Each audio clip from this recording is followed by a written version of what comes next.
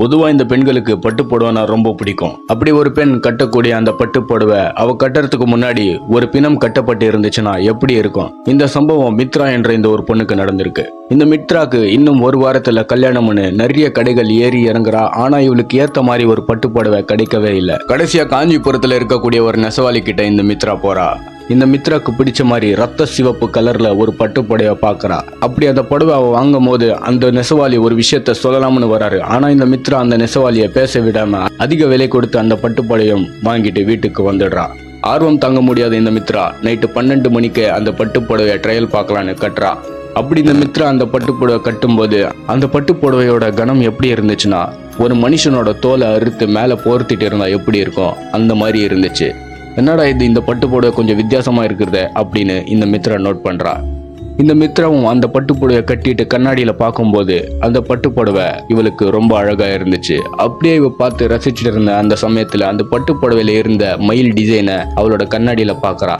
அப்படி அந்த கண்ணாடியில அவ பார்க்கும்போது அந்த மயிலோட தலை அறுபட்டு அதுல இருந்து ரத்தம் வரத இவ கவனிச்சா. அதை பார்த்து இந்த மித்ராக்கு பயங்கரமான ஷாக். பயந்து போன இந்த மித்ரா அந்த பட்டு புடவைய கைட்டி போட்டுடலான்னு அந்த பட்டு புடவைய கைட்ட தொடங்குறா. ஆனா இவளால அந்த பட்டு புடவைய கைட்டவும் முடியல. அந்த பட்டு புடவை ஒரு பாம்பு மாதிரி அவளோட உடலை சுத்தி நெரிக்குது. இந்த மித்ராக்கு இன்னும் பயம் அதிகமாகுது. அந்த பட்டு புடவை கைட்டிடலான்னு அவ துடிக்கிறா. அந்த சமயத்துல அவளோட கண்ணாடியில ஒரு பயங்கரமான உருவம் நிக்கிறத இந்த மித்ரா பாக்குறா. அதை பார்த்த இவளுக்கு ஈர கொலைய நடுநடுங்கி போயிடுச்சு. அதுக்கப்புறம் எப்படியோ இந்த மித்ரா அந்த பட்டு புடவையும் கைட்டிடுறா. ஆனா அவளோட உடல்ல அந்த பட்டு புடவை நெரிச்ச அந்த தழும்புகள் இருந்துட்டு தான் இருக்கு. மறுநாள் இந்த மித்ரா அந்த பட்டு புடவைய கிழிச்சிடலான்னு அந்த பட்டு புடவைய கிழிக்கிறா. அப்படி அவ கிழிக்கும் போது சில இடங்கள்ல நூலுக்கு பதிலா நீளமான பெண்ணோட முடிகளால தேய்க்கப்பட்டு இருந்துச்சு. இந்த பட்டு புடவைய பத்தி விஷயங்கள் தெரிஞ்சுக்கலான்னு இந்த மித்ராவும் அந்த நெசவாளி வீட்டுக்கு போறா. அப்படி போய் அந்த நெசவாளி கிட்ட கேட்கும்போது அப்போதான் அந்த நெசவாளி சொல்றாரு, ஏமா நான் அப்பவே ஒரு விஷயம் சொல்லலாம்னு இருந்தேன், நீதான் அதிக பணம் கொடுத்து என் வாயை பூட்டிட்ட அப்படின்னு சொல்றாரு.